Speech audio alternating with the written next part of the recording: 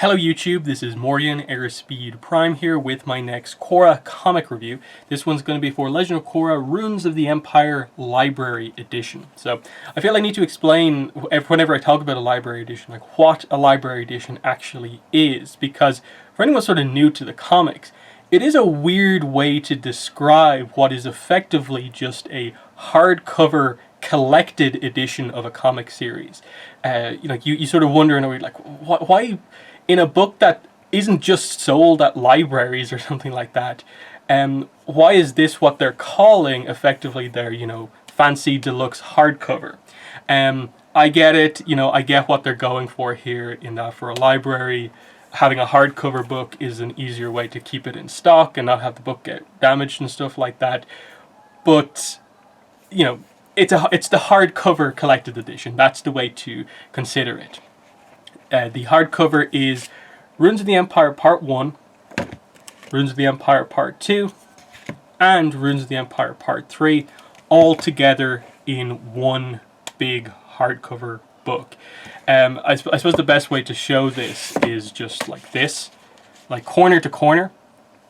You can see the hardcover is so much larger than the individual parts. So if you do have a slight issue with the individual parts, with how small they are, and you want the art to be bigger, this is the book to get, because it features everything in all three parts. It's the full series collected here, plus a little bit more because it is a hardcover. You do get some extras here, which I'll go over in a second. And yeah, just the art being bigger is such, to me, a big thing about these series. It's why I really love getting them, even though I do get the individual parts. It's because, especially these Korra library editions, it's so nice to just open them up and see like the art go all the way to the edge. I'm so used to, with these library editions, opening them up and just expecting, like with the, say, Imbalance library edition, and just expecting this giant blank space on the side, on the top, on the bottom, on like most of the pages, because there's not annotations in the Avatar books on like most of the pages. It's only a small percentage of the pages that actually have it. But every page has to have the gap, because there are pages that do have some of it. So when they, with the Turf Wars library edition, the first Korra comic series, decided to do it in a different format, I was actually all for it, because I don't feel the annotations add that much extra to the book, and replacing them effectively with like a foreword from the artist or writer, to me, is the right way to do things, in that you just give them a full page to write what they want about their experience working on the book, rather than, just relatively minor, not particularly notable comments like, this was a fun page to draw, and, moments like that. So, yeah, that's what this is in short. So the extras you get, like I said, in this case it's one page of foreword. This time it's done by Michelle Wong, who is the artist on Runes of the Empire. With Turf Wars, of course, they had a foreword by Mike, and then an introduction page by Irene Coe, who was the artist on the first Korra comic. In this case, they only have one sort of foreword page, so it's sort of like down one page, but, I think it's fair enough. And then the other extra that you get is that in the last, once you get through the different parts, you do get 10 pages of concept art extras at the back. Obviously, the art is by Michelle Wong, and you get commentary on these concept art extras by Rachel Roberts, who is the editor on all of the Avatar and Korra comics. I think this is the best way to do it, because I do like just that when you open up the comic, it is just the comic. It doesn't have all this extra stuff on the side. It's just, you can focus on the comic. So I really do appreciate what they've done there. And again, to show the difference between the Avatar and the Korra library editions, you can see here's the size difference. So I have them up the spine here.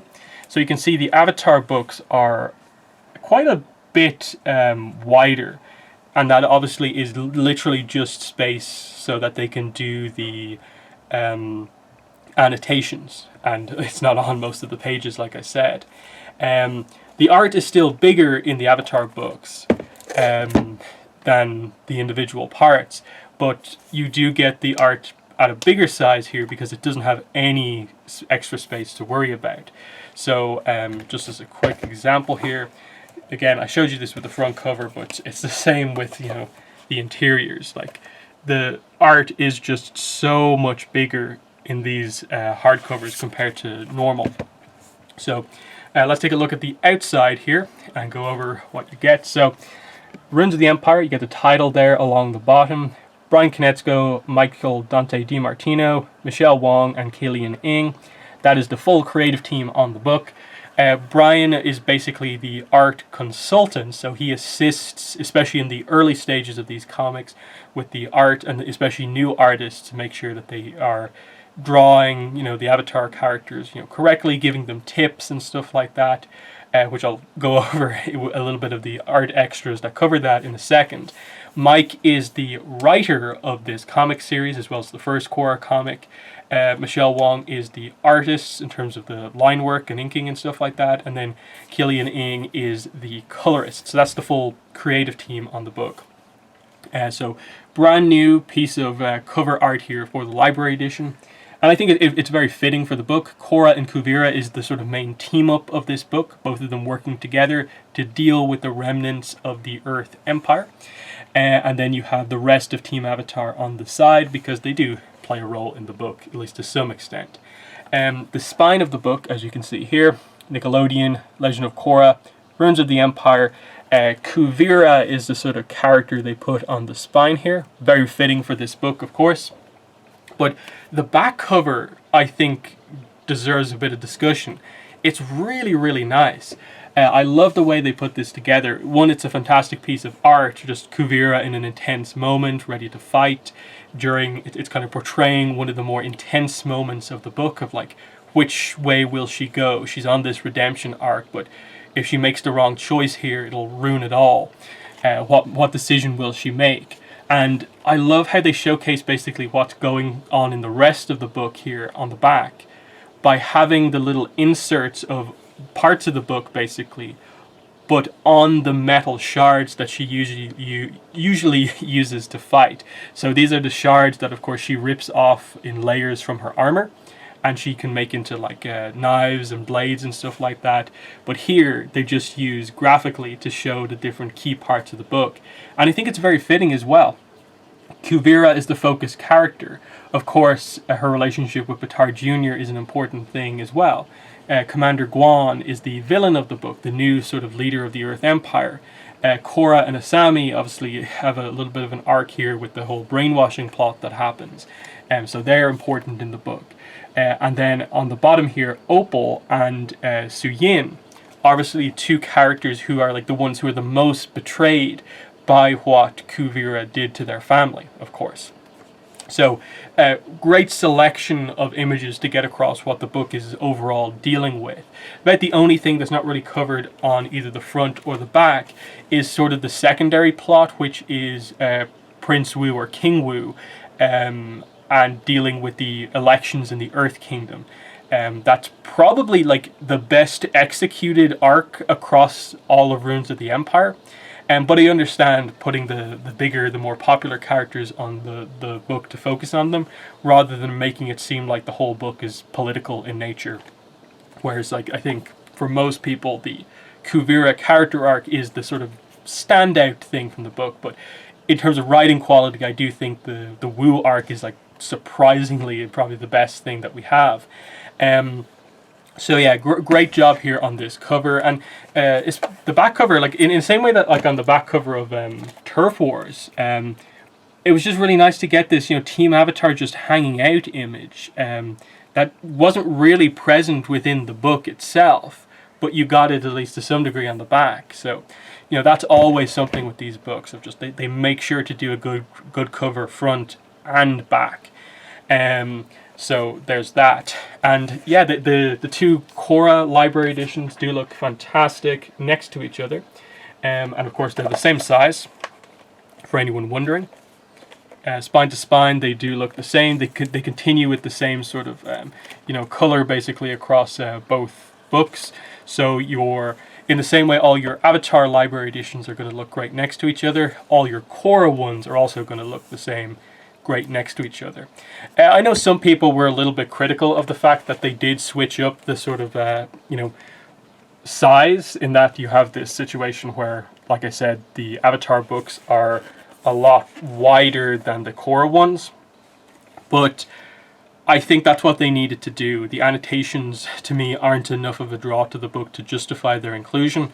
So I do like, ultimately, that the Korra comics have stayed away from them. And I think it makes just for a nicer book. It helps as well with like the weight of the book, which for these library editions does get quite heavy. So it being like, whatever, like 20% like thinner does help. It's just not as heavy of a book as like how wide these ones are. So that's that.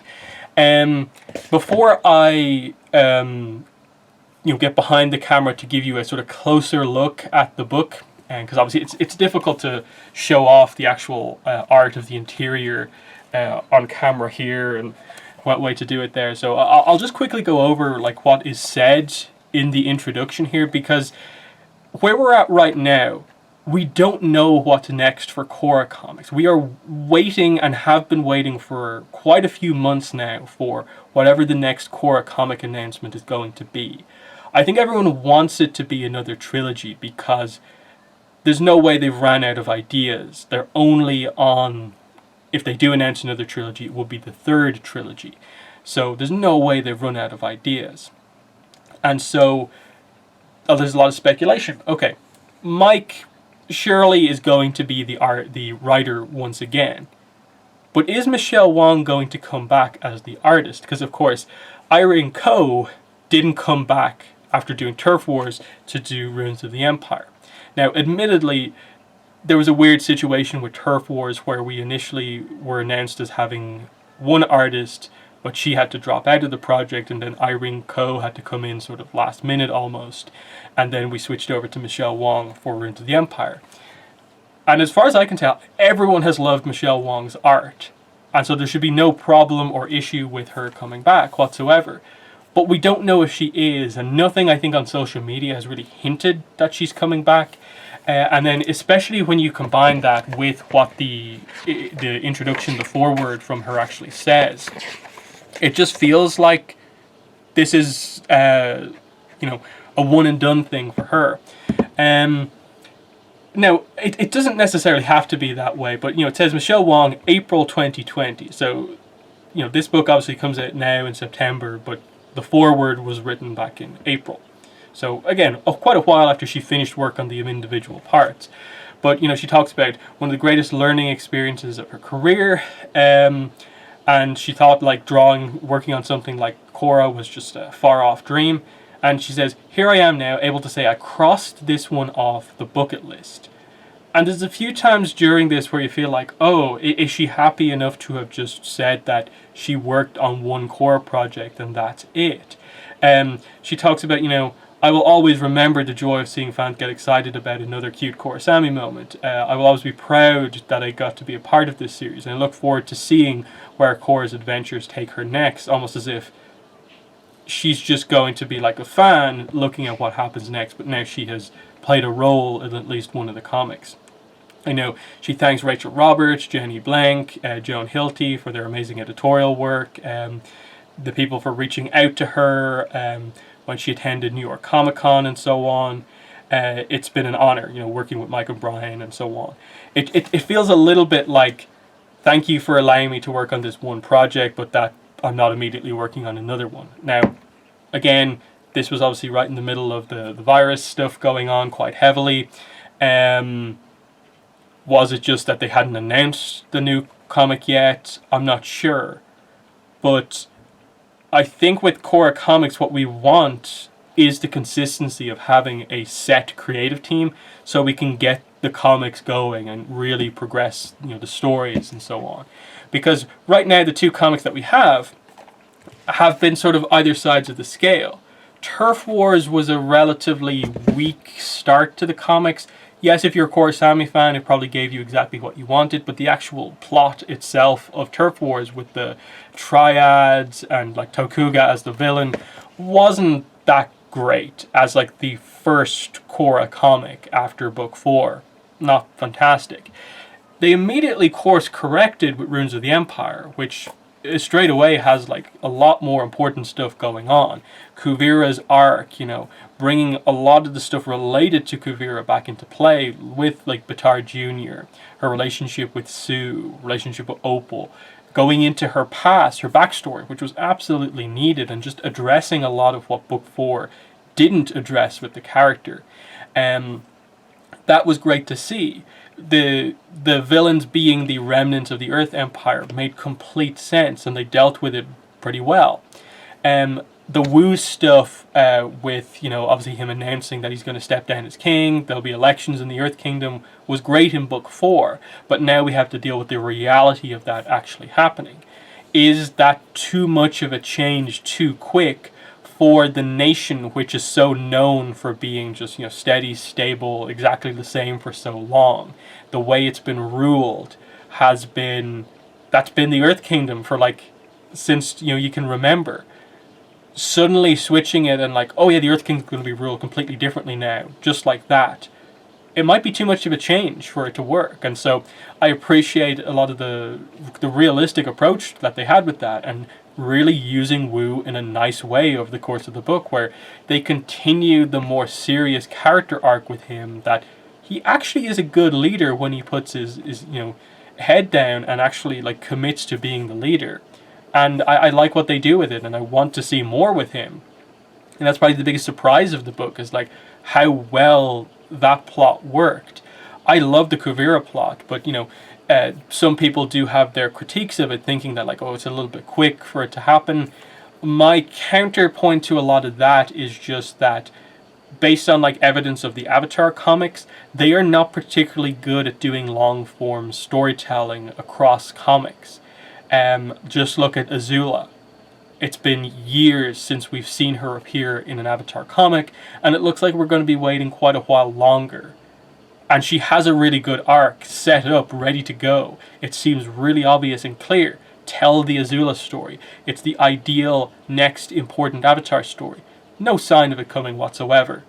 So the idea that, like some people I think were suggesting, that in a book where you're committing to covering Kuvira, you should take the approach of like, oh no, just use these first 3 books as like setup for some sort of a character arc, but then commit to it over the next like however many books.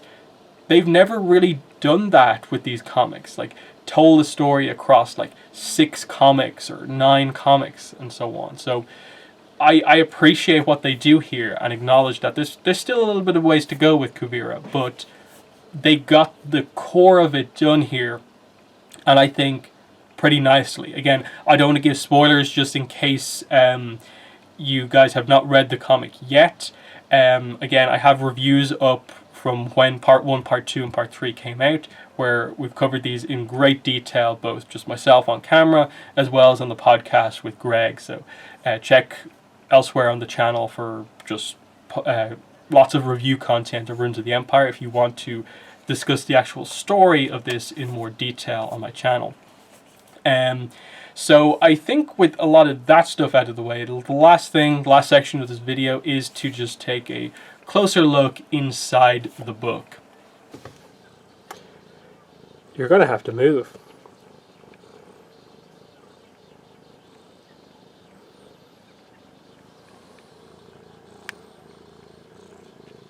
Okay, here's a kind of better angle and just position to maybe show off the book a little bit better.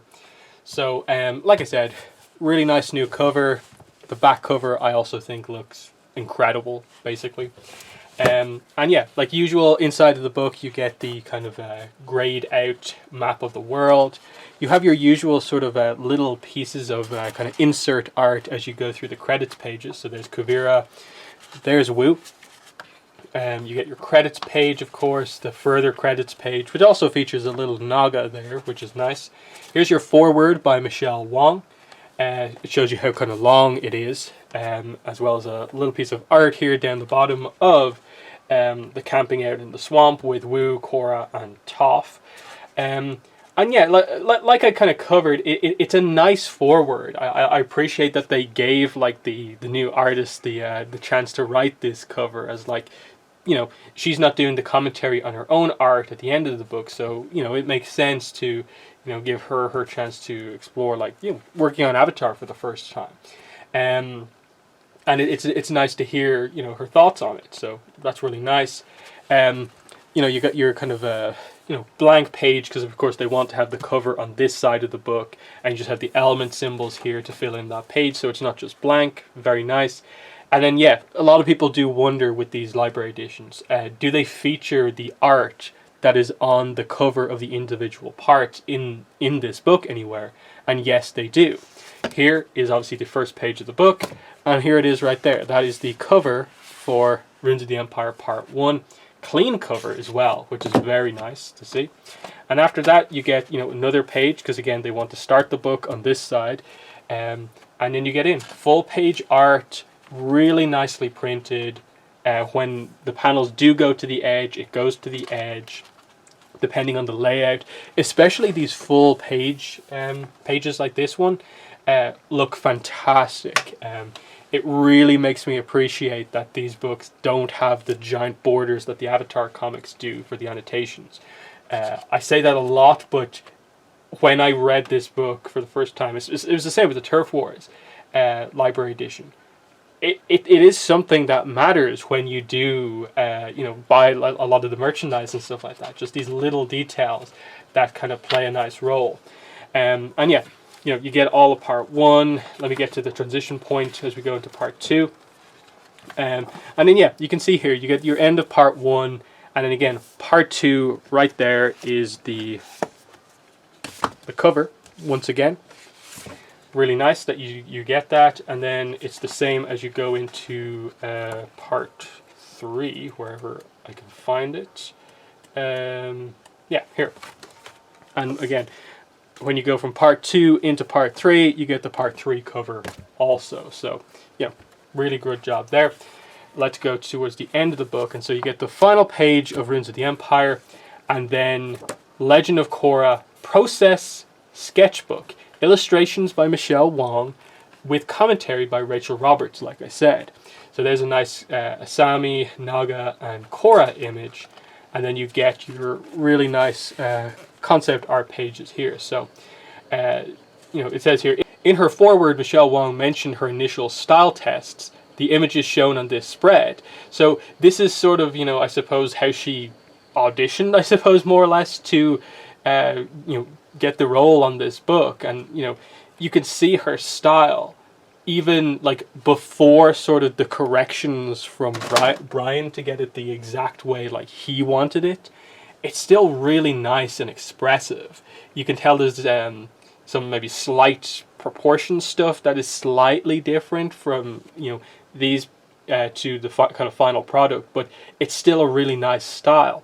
And so on. It's the same with like Asami, and then some initial images of Kuvira up here. Really, really nice to see.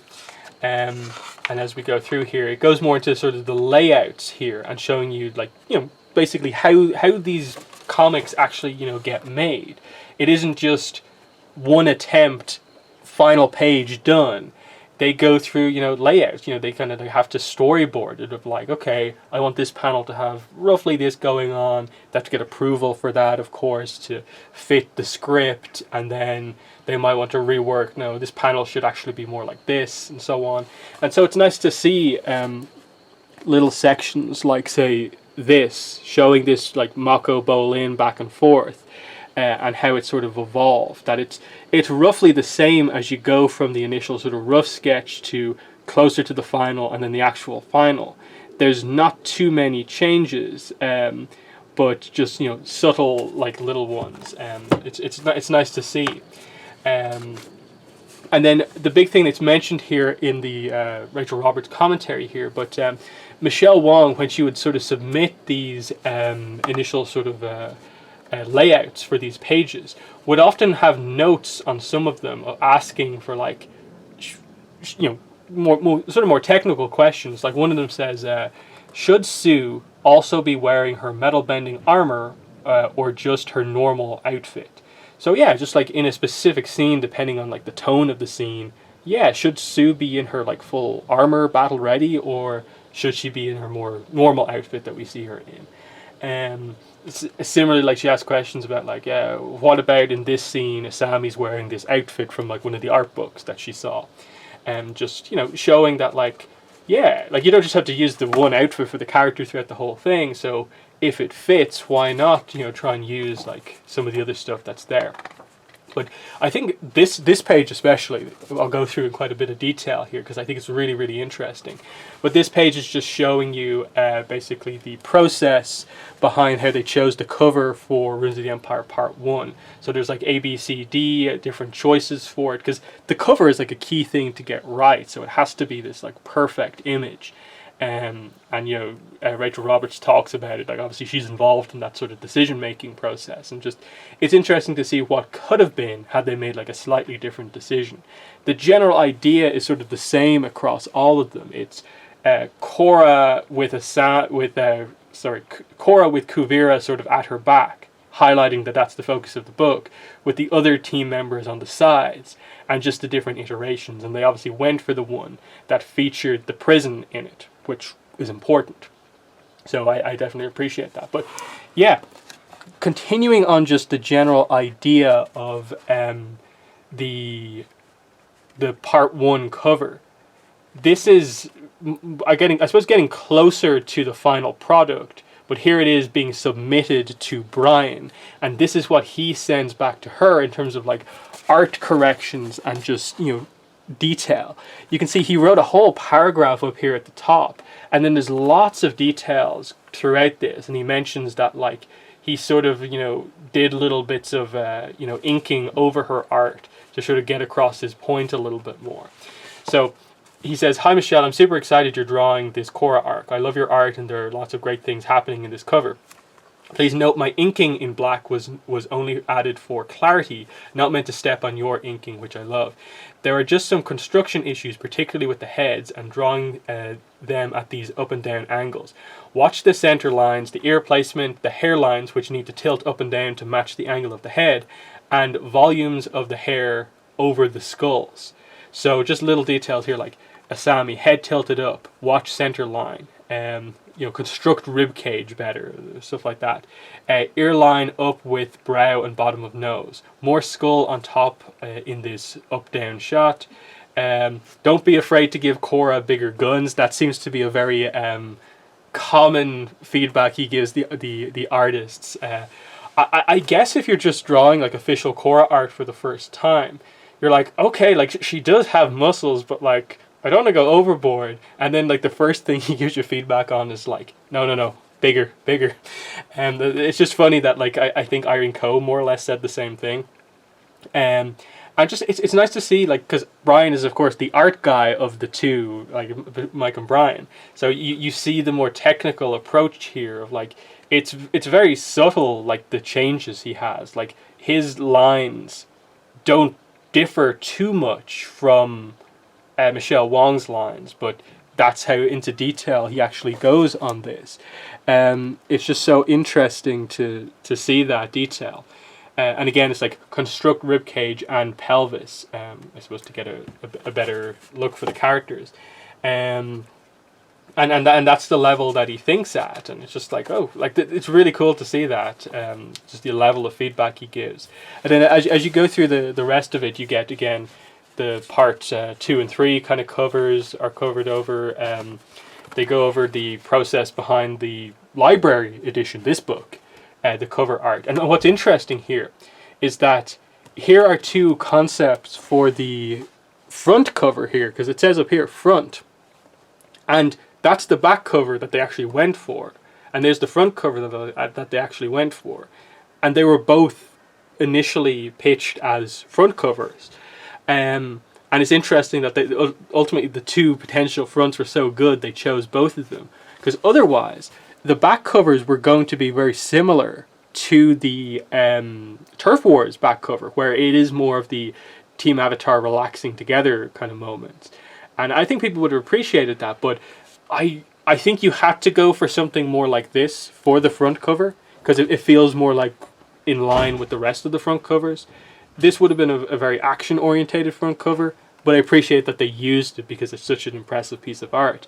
But, you know, I really like just, you know, the whole group hanging out, you know, just kind of lying down. Naga's in the image as well. I definitely prefer this one to this one. Just like, you know, just them lying in a field compared to, you know, sitting at a table. I think this is a little bit better. I like that Naga's in it. And then it just features some sort of extra art that, you know, basically fan art that Michelle Wong did while she was working on it as well. And then you just get your sort of advertisement page at the end. So, yeah, that is the review for the Runes of the Empire Library Edition. Again, the retail price here is $40 US, 54 Canadian dollars, and I think my copy cost, I think it was like 27 euro is what I ended up getting it for, I believe. Again, like it depends on where you get it, at what time you get it, and so on. But yeah, you know, that's the general price of the book. Typically, you're never, unless you buy it directly from your comic shop for the full price, you're never going to be paying the full $40 US. It's going to be more in the region of 30 to 35 for the most part. But yeah, in the comments, let me know what your thoughts are on this book if you have it. If you have any questions about it that I didn't cover here, let me know as well. But that has been the video. Thanks for watching, and bye.